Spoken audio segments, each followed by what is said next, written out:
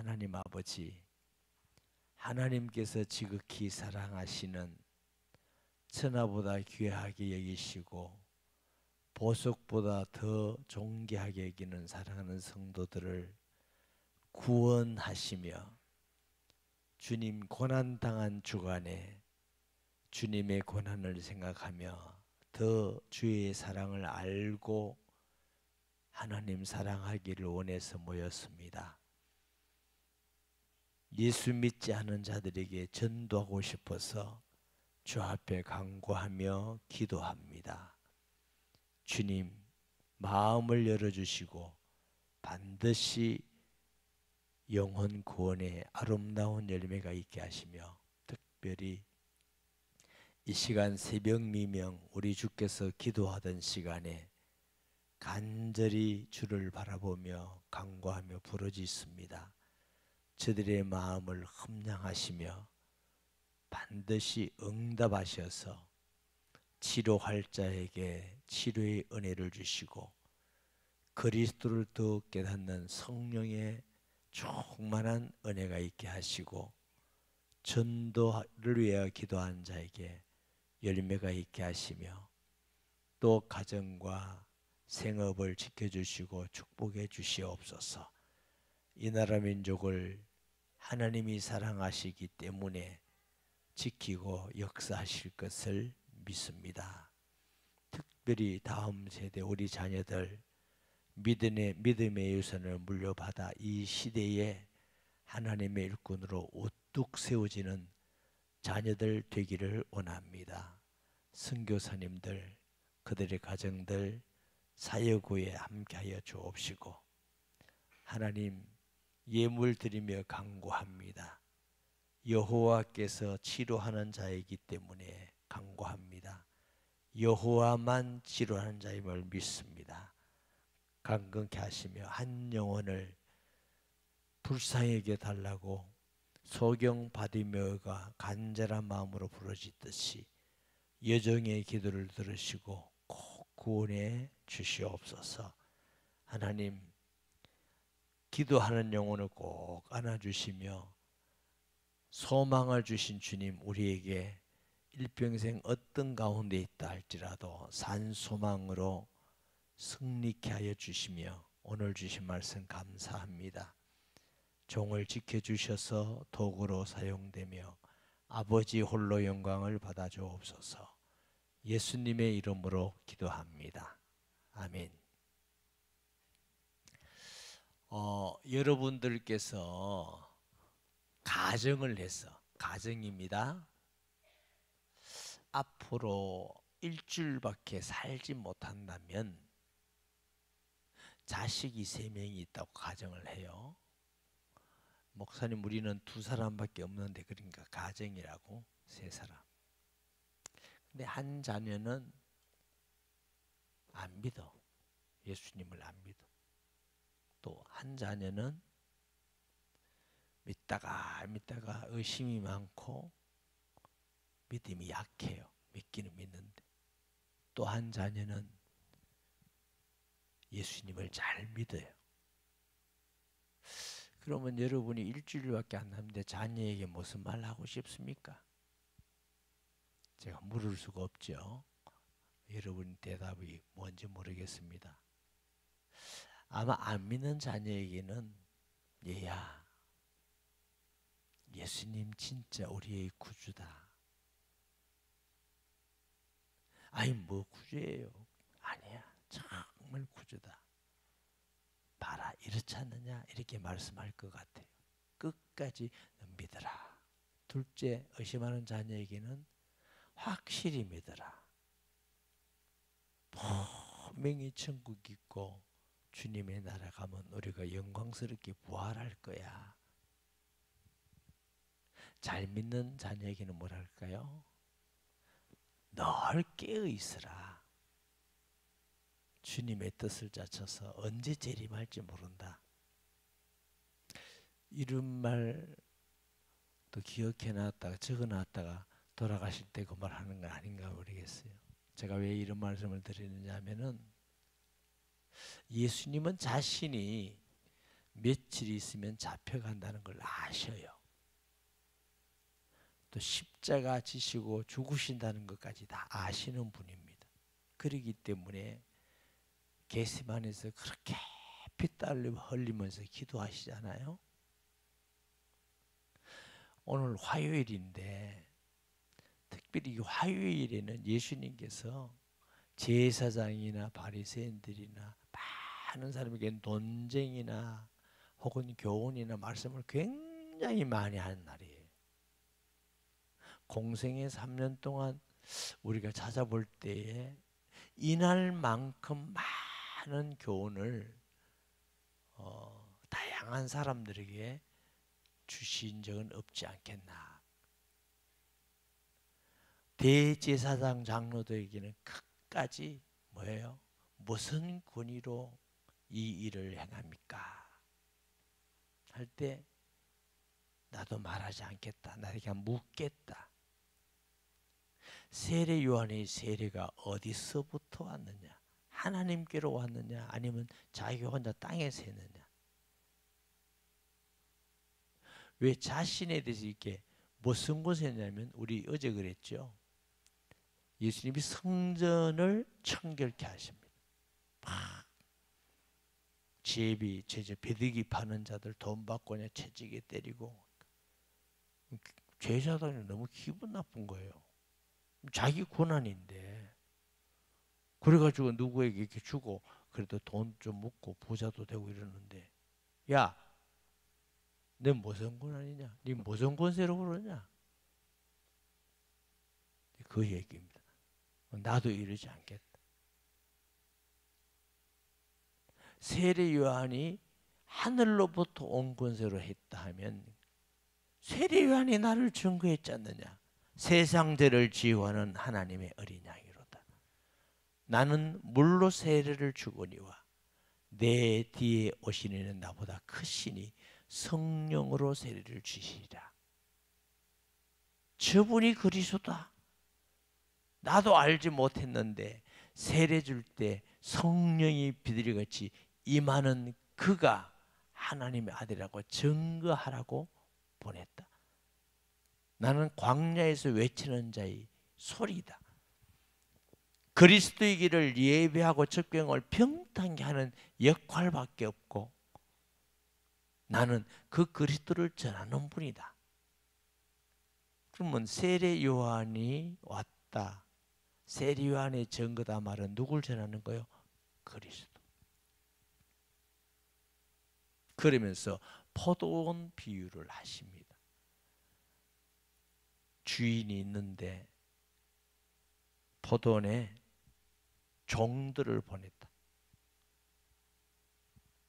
농부들이 얼마나 악한지 보냈더니 죽여버렸다. 죽어버렸다. 때리고 죽이고 때리고 죽이고. 그래 마지막에 이놈들 안 되겠다. 종을 보내니까 그렇지. 이제 아들을 보내면 말을 듣지 않겠나. 여러분은 농부라면은 아들을 보내면 듣겠어요? 어떻게 했어요? 이제 저놈만 죽이면 우리 세상이다 이러겠어요. 얼마나 악합니까? 이제 저 아들만 죽이면 이제 다 우리 거다. 예수님이 죽으실 것을 말씀하시는 거죠. 그럼 주인이 와서 그 농부들을 어떻게 하겠느냐? 다 뺏지 않겠느냐? 농부들을 진멸하고 그랬어요. 심판이죠. 17절에 보면 그들을 보시며 이르되 그러면 기록된 바 건축자들의 버린 돌이 모퉁이의 머릿돌이 되느냐 함이 어찌미냐. 무릇 이 돌 위에 떨어진 자는 깨어지겠고 이 돌이 사람 위에 떨어지면 그를 가루로 만들어 흩으리라 하시니. 예수 그리스도는 건축자들 보기에는 아무 쓸모없이 버린 돌이 모퉁이 건축하면 머릿돌이 있거든요. 머릿돌이 되었느니라. 또 머릿돌 거기에다가 막 던져지면 다 깨지고 돌이 떨어지면 가루로 만들어. 너희들이 아무리 안 믿고 너희 논리로 버티고 한다 할지라도 결국 예수 그리스도를 믿지 않으면 너희들은 다 멸망받는다. 부서지고 가루가 되고 심판받는다. 예수님 안 믿는다고 아무 관계없는 것 아닙니다. 믿고 안 믿고 관계없습니다. 하나님은 한 분이시고 하나님이 보내시는 그리스도도 한 분이십니다. 안 믿어도 심판받습니다. 대적에도 심판받습니다. 하나님의 심판이 되면 가루가 되어버립니다. 왜 이런 말씀을 하셨을까요? 이제 며칠 있지 않으면 고난받고 죽으셔야 돼요. 이렇게라도 이들에게 복음을 전하고 싶고 꼭 구원의 길을 말하고 싶은 주님의 마음을 우리가 느낄 수 있습니다. 워낙이 말 안 들으면 심판이 있다. 예수님은 이 땅에 내가 심판하러 온 것이 아니라 구원하러 오셨다고 말씀하셨어요. 3년 동안 다니면서 막 구원 얻기 위해서 사랑하고 병도 고쳐주고 기다려주고 용서해 주시고 뭐 끝까지 했는데 이제는 며칠 후면은 들을 기회도 없어. 야, 심판이 있어. 그런데 이제 이런 기사들이 마태, 마가, 누가 다 있는데 마태복음 같은 데는 이 농부가 자기인 줄 이제 알기 때문에 막 화를 내고 예수님을 죽이려고 그래.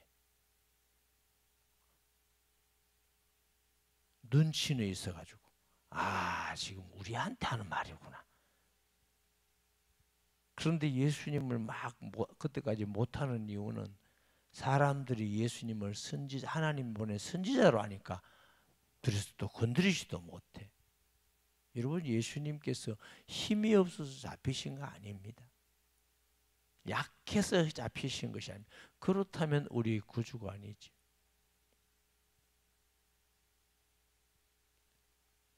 예수님께서 제자가 말고의 길을 잘라버려. 베드로가. 금을 쓰는 자는 금으로 망하네. 내가 지금도 12영 더 되는 천사를 동원할 수 없는 줄 아느냐. 한 영이 사단급입니다. 한 2만 명쯤. 그러니까 천사 하나만 와도 조용히 다 해결할 건. 말씀하면 바람도 풍랑도 잠잠하시는 그분이 죽은 자를 살리시고 명령하시면 귀신도 떠나가고 모든 마무리 그의 말씀에 순종하는 그분이 두려워서 잡혔겠습니까? 조롱합니다. 당신이 하나님 아들이거든 내려와 봐라. 막 그 말 듣고 그래 내가 하나님 아들이고 내려왔으면 우리는 구원을 못 받은지 모릅니다.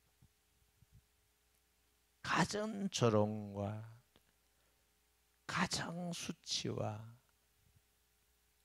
모든 놀림을 다 당하시고 죽기까지 하신 것은 우리를 그래 사랑하시는 겁니다. 그렇지 않고는 우리가 구원받을 길이 없어. 그만큼 우리 죄가 추악합니다.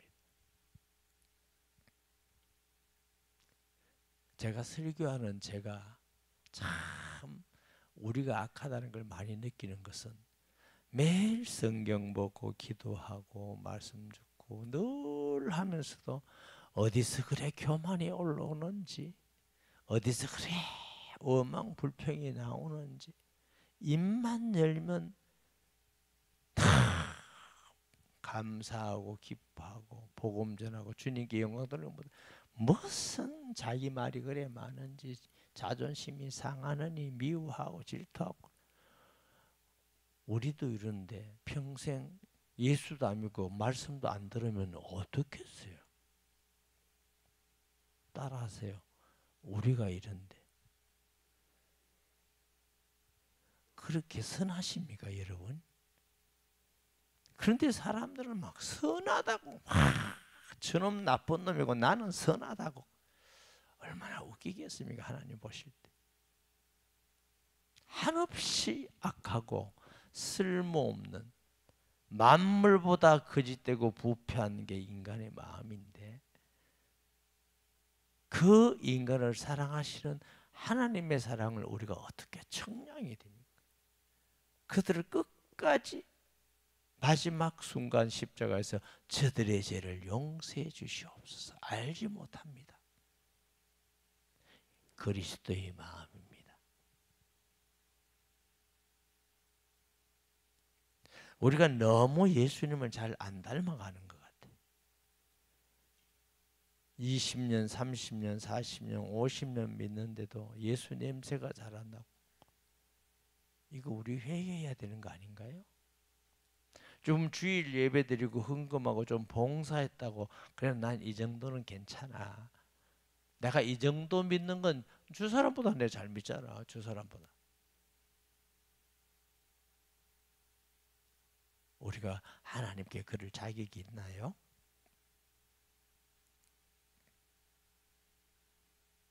어떤 분들은 헌금에 대해서 좀 관심이 많아요.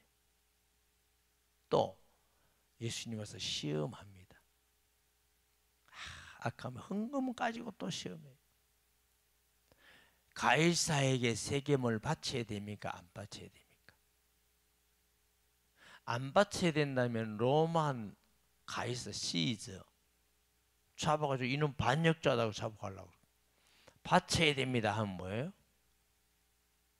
매국노. 저 매국노가 뭐 그리스도냐?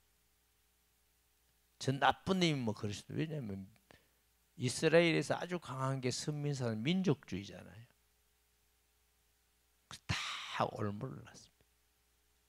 예수님이 가이사에 들어있는 동전바람 뭐 있냐? 가이사의 것은 가이사에게 드려라.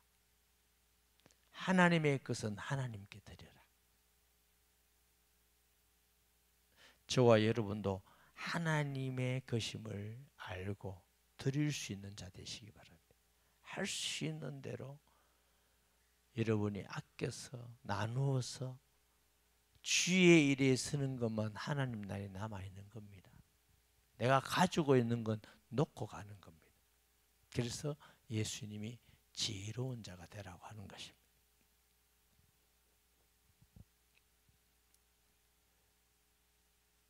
예수님께서 화요일 날 부활 논쟁, 또 재난에 대한 징조, 무화과나무 비유 굉장히 많은 말씀들을 하세요. 믿음이 좀 약한 자들이 예수님이 부활하니까 아이 부활할 수 있겠나? 부활? 그래서 나온 굉장히 중요한 질문이 있습니다. 유대인들은요, 장남이 결혼하면 그 아내가 있잖아요. 이 장남이 죽으면 둘째 아들이 이 형수하고 결혼합니다. 이유가 왜 그러냐면 아이가 남은 장남의 아이. 기업을 묻는 자 이래서 언약을 이어가기 위한 관습이에요. 그래서 묻는 거예요. 부활이 있다면 형제가 7명이 있었는데 첫째 아들이 결혼해서 죽었다. 그 다음에 둘째 아들이 또 그 형수하고 결혼했다. 7째까지 그랬는데 그럼 천국 가면 누구의 부인이 되겠습니까? 7명인데. 예수님, 너 천국도 모르고 부활도 모르는구나. 천국은 그런 곳이 아니야. 천국은 시집가고 장가가는 곳이 아니야. 우리가 이 세상에 사니까 시집가고 장가가는 것이지 천국에는 하나님의 아들과 방부를 했어요. 천사들 같아. 시집 장가 갑니다. 어떤 분은 그래요. 너무 사이 좋은 부부는 우리 죽어서 천국 가서도 부부하자. 또 어떤 분은 아이, 그런 사람 진짜 봤어요. 자기 남편 너무너무 싫었어. 신랑 예수 믿고 천국 가면 난 안 가고 싶다. 그런 사람 있는데 그 후에 그분도 남편이 예수 믿고 이렇게 열심히 다녔어요. 근데 저는 이제 너무 좀 쇼킹해서 머리에 기억하는데, 그래서 내가 그 여집사님에게 몇 년 후에 남편이 우리 교회 와서 열심히 믿고 몇 년 후에 물어봤어요. 아니, 남편 예수 믿으니까 어때요? 너무 좋죠. 그래서 그분은 잊어먹고 있더라고요. 근데 나는 안 잊어먹었어. 하도 그래가지고 재난에 이런 일어날 것이다. 무화과나무의 비유를 배워라. 무화과나무의 비 풀으면 여름이 가까운 줄 알라. 시대를 분별해라. 징조를 보면서 예수님 재림할 날이 가깝다는 걸 네가 알아라. 안 믿는 자들에게는 재난이 오면은 깨달음을 주자. 그때 그 말씀이구나. 믿는 자들은 그래, 주님의 말씀대로 징조가 왔거나 우리가 기도하고 깨어있자. 다 주신 말씀이죠. 오늘 깊이 한번 여러분 기도하고, 여러분 자녀들에게, 믿지 않는 자들에게, 혹은 믿음이 약한 자들에게, 믿음이 좋은 자들에게 이런 관점에서 예수님이 왜 고난주간 마지막에 이러한 말씀들을, 많은 말씀들을 하시면서 하셨는가? 믿는 사람이든 믿음이 약하든 확실히 믿든 예수님이 그들을 사랑해서 구원하기 위해서, 확실한 믿음을 주기 위해서 그들에게 깨어있기를 원해서 주시는 주님의 간절한 사랑의 말씀인 줄 믿습니다. 여러분이 어떤 믿음인지, 첫째에 해당하는지 둘째에 해당하는지, 첫째에 해당하는 사람은 많이는 없겠지만 혹도 있을 수 있을 겁니다. 믿으세요. 그만 의심하고 믿으세요. 믿음이 좀 왔다 갔다 하다가 어쩌다가 또 새벽기도 온 사람 확실하게 믿으세요. 확실히 믿는 사람은 늘 깨어서 하나님의 뜻을 분별하고 시대를 분별해서 주님 오는 날을 늘 준비하는 믿음으로 승리하는 성도 되기를 바랍니다.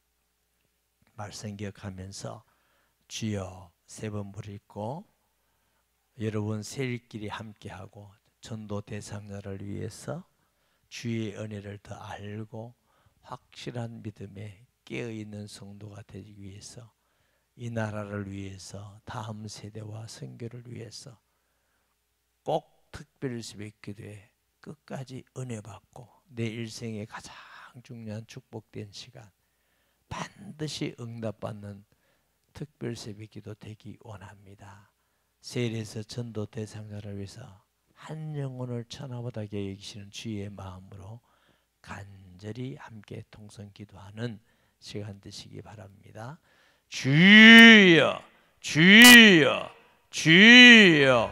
거룩하신 아버지, 주께서 고난 주간에 많은 말씀들로 예수 그리스도를 전하고 또 의심하는 자들에게 확실한 말씀을 주시며 믿는 자들에게 시대를 보고 분별하여 깨어 있으라고 말씀하시는 주의 마음을 우리가 느낄 수가 있습니다. 주님, 우리를 얼마나 사랑하셨는지, 그들을 얼마나 안타까워하셨는지, 주님, 한 사람이라도 더 그들이 주께로 돌아오기 위해서 때로는 권하고 때로는 책망하고 때로는 찾으시라고